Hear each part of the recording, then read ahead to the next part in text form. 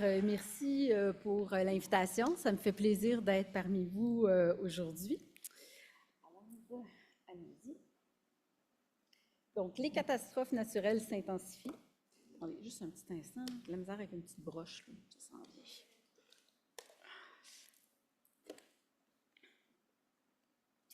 vient. Donc, une réflexion s'impose sur la protection des consommateurs. Il en va de leur patrimoine.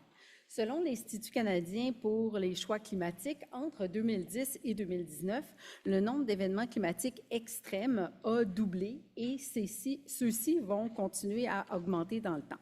Alors aujourd'hui, la réflexion va être guidée par le principe d'effort collectif des différents acteurs dans l'industrie de l'assurance de dommages. Alors, qui sont-ils? Il y en a plusieurs et tous ont un rôle à jouer.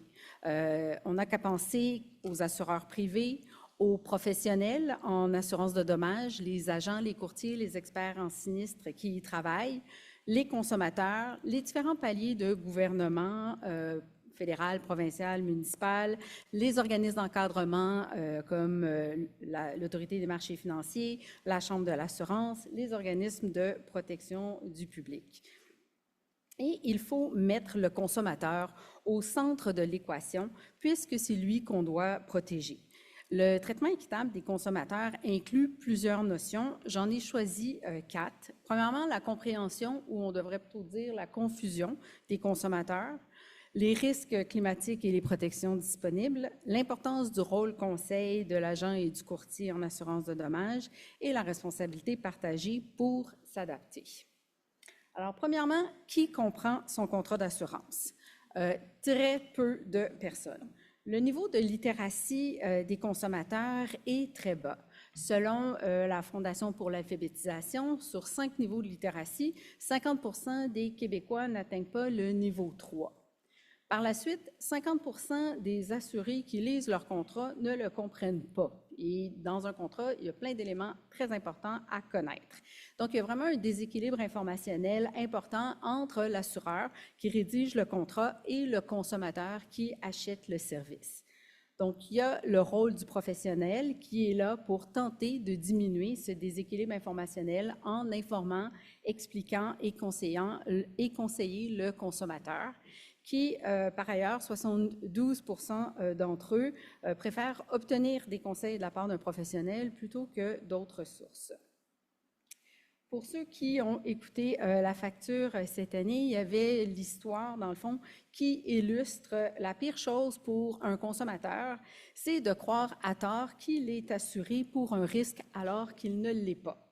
Alors ici, c'est lors de la tempête de grêle assez intense à Calgary en 2024 où la toiture a été complètement détruite par la grêle. Coût des réparations, 50 000 $. L'assureur indemnise seulement pour 12 000 $, mais c'était selon les termes du contrat. Donc, pourquoi? Parce qu'il y avait une clause, dans le fond, de dépréciation liée à l'âge de la toiture qui avait perdu de sa valeur.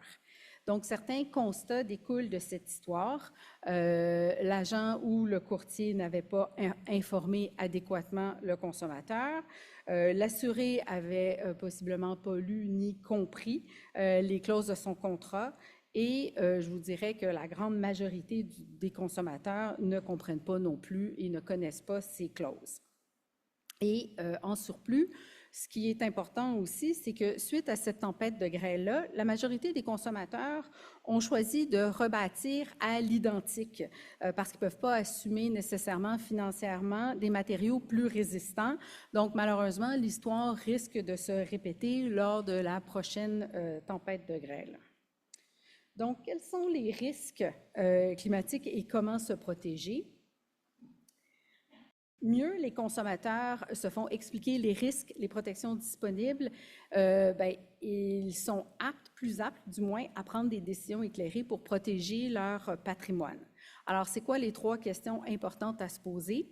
Alors, à quel risque suis-je exposé? Quelles sont les protections disponibles et quel montant d'assurance dois-je souscrire pour protéger adéquatement mes biens?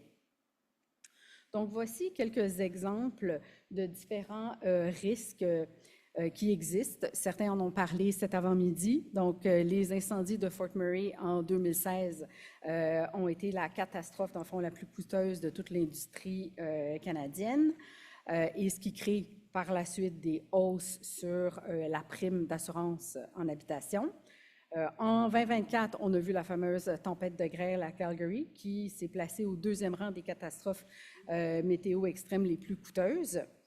Et si le prochain événement, dans le fond, le plus coûteux de l'industrie est un tremblement de terre, bien, une mauvaise surprise attend les consommateurs, car 38% des Québécois pensent à tort qu'ils ont la protection, alors que c'est seulement 7% d'entre eux qui ont acheté l'avenant pour se protéger suite à une secousse.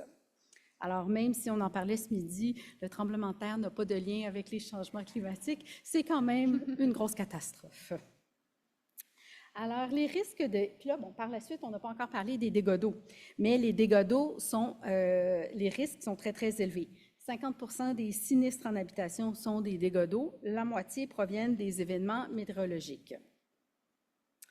Quand on regarde d'autres types de risques liés à l'eau, il y a les fameux refoulements d'égouts qui représentent le tiers des dégâts d'eau au Québec et 25% des assurés ne sont pas couverts pour le refoulement d'égouts, soit parce qu'ils ont décidé de ne pas prendre cet avenant-là pour payer moins cher, ou soit l'assureur ne l'offre plus. Par la suite, un autre risque, les inondations. Donc, 20% des Québécois sont exposés aux inondations, mais de ce nombre, la moitié ne sont pas assurables. Et les pertes liées à l'inondation des sous-sols ont triplé en 10 ans au Canada. Donc, maintenant qu'on a vu certains risques auxquels les consommateurs sont exposés, voyons voir maintenant quelles sont les différentes protections disponibles. Alors, certains risques de base, comme vent violent, grêle, verglas, foudre, feu, sont des risques qui sont couverts par les contrats de base, généralement, mais les autres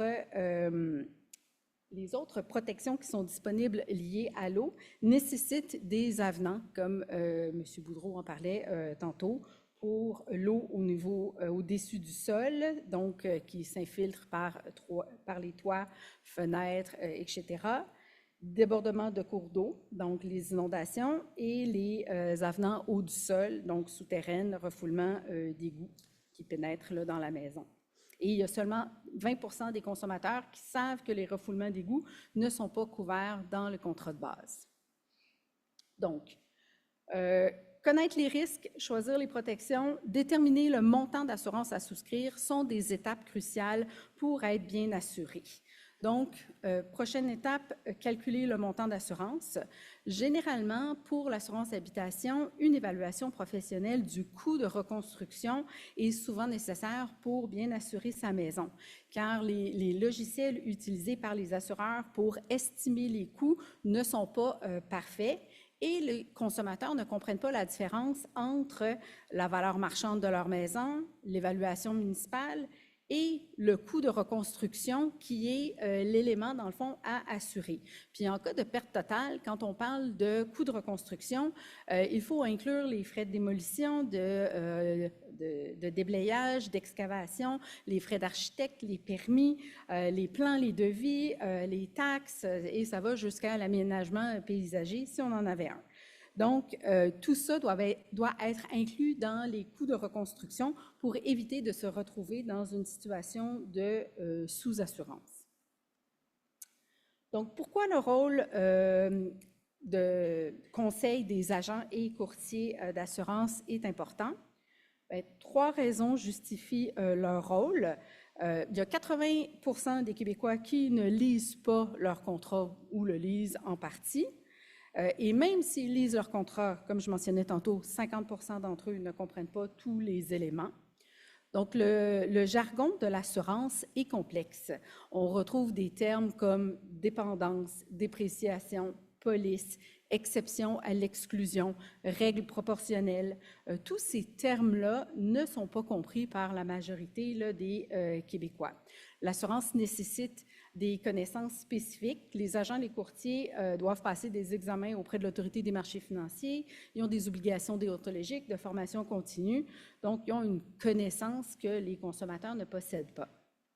Si on décline en quatre étapes le rôle des agents et des courtiers, donc, premièrement, s'enquérir de la situation du consommateur, poser les bonnes questions pour bien cerner les besoins, vulgariser le contrat pour bien expliquer les protections, les limitations, exclusions, conditions, etc., pour s'assurer que le consommateur a bien compris le produit qu'il achète et expliquer aussi les conséquences lorsqu'on refuse un avenant, par exemple, qui est conseillé.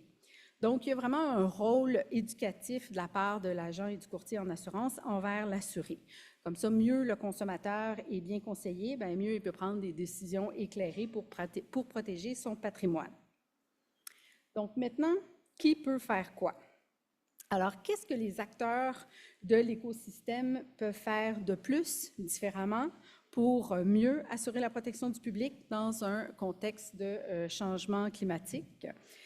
Bien, on peut regarder au niveau de la conception des produits d'assurance, de l'information disponible et fournie aux consommateurs, de la prévention des sinistres, des moyens de prévention qu'on peut mettre en place, et de la résilience pour éviter des pertes similaires. Puis, le fardeau, dans le fond, ne peut pas être mis sur les épaules d'un seul acteur. La responsabilité doit être partagée. Donc, quand on regarde le premier élément, au niveau de la conception des produits, quand on regarde la ligne directrice de l'Autorité des marchés financiers sur les pratiques commerciales, on voit que le traitement équitable des consommateurs doit être inclus dans la conception même des produits. Donc, tenir compte des besoins et des intérêts des clients à la base quand on conçoit des produits. Par la suite, simplifier les contrats, les libeller pour améliorer leur compréhension et offrir peut-être des protections pour inciter à mieux rebâtir. On le voit de plus en plus, certains assureurs proposent des nouvelles protections résilientes là, pour non pas remettre dans l'état où la maison était avant, mais pour bâtir avec des matériaux plus résistants.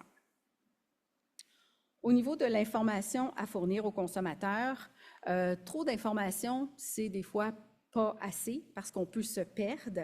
Même si l'information existe, elle est parfois difficile à trouver, mal vulgarisée, pas nécessairement adaptée à la réalité du client. Donc, un tri doit être fait et c'est souvent là qu'entre en jeu le travail du professionnel là, de l'assurance. Donc, le devoir d'informer, d'expliquer, de conseiller pour permettre aux consommateurs là, de prendre des décisions éclairées. Au niveau de la Chambre de l'assurance, on essaie de plus en plus de faire des outils pour favoriser cette compréhension du consommateur. Donc, réaliser des outils en langage simple et clair qui utilisent, par exemple, des éléments visuels, des icônes pour capter l'attention et puis tout de suite essayer, dans le fond, d'inciter les consommateurs à regarder. Et puis, ça aide en même temps les agents, les courtiers à remplir leur rôle conseil pour fournir des explications. Donc, en favorisant comme ça la transparence, bien, il y a des bénéfices au langage simple et clair. On peut améliorer l'expérience client en essayant là, de détricoter le jargon. On peut augmenter la confiance des consommateurs envers l'industrie et on peut même diminuer le nombre d'appels, de plaintes, de litiges, tout ça en concevant des produits plus simples avec un langage compréhensible. Au niveau de la prévention et de la résilience, bien, c'est une responsabilité qui est partagée entre tous, consommateurs, assureurs, gouvernements. Donc, c'est sûr que le consommateur, une fois qu'il est informé des risques, des protections disponibles, des montants d'assurance, bien, il peut également, de son côté, mettre différents moyens de prévention pour limiter l'impact des sinistres. Les assureurs peuvent aussi, lors de la soumission, offrir des incitatifs à ceux qui ont mis ces moyens de protection-là en place ou, lors d'un sinistre, permettre aux assurés de rebâtir, comme je mentionnais tantôt, avec des matériaux plus résilients. Au niveau du gouvernement, comme il y a eu toute une série de subventions de type Rénovert, ça pourrait être la même chose au niveau de la Réno-résilience. Investir dans les infrastructures, interdire de rebâtir dans des zones inondables à haut risque, adapter le code du bâtiment, etc. Donc, il y a plusieurs choses à faire et tous ont un rôle à jouer.